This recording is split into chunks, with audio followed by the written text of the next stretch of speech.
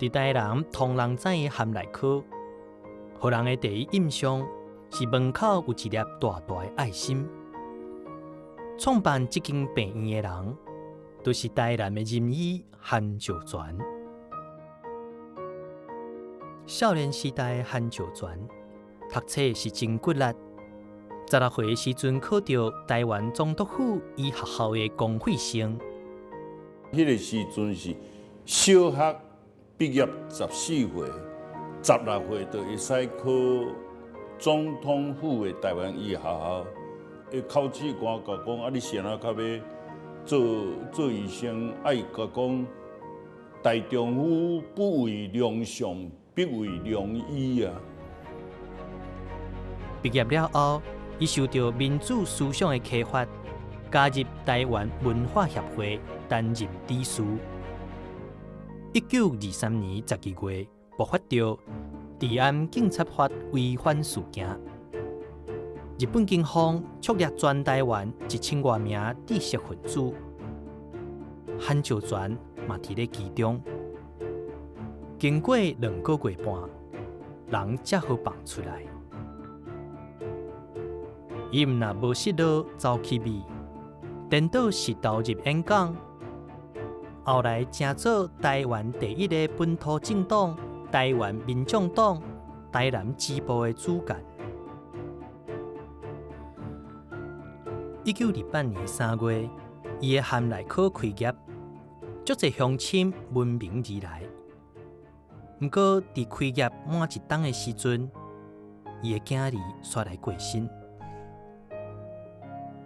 这促使伊前往日本深造，攻读医学博士。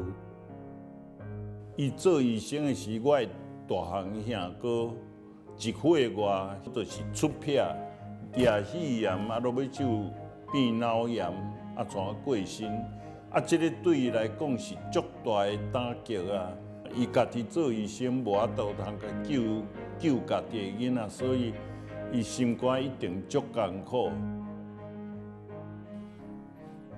伫完成学业了后，伊转去台南行医，刷扫着1945年世界大战的风台尾，美军对台南发动空袭，含内科全部受到破坏，落尾才停起。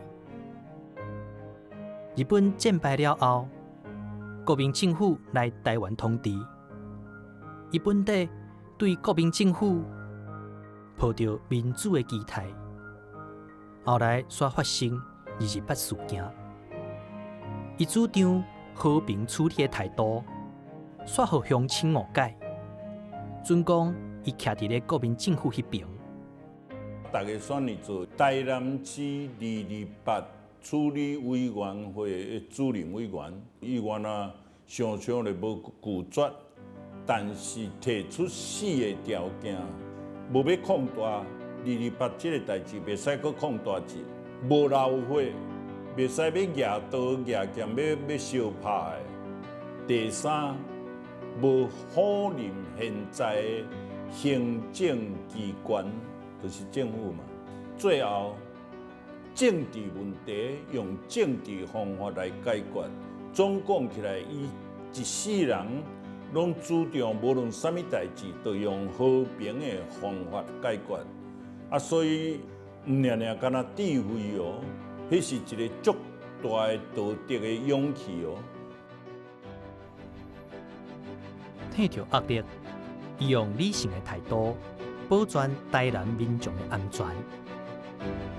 伊留下的教导加指引，和如今的含内科犹原充满着人文关怀的气味。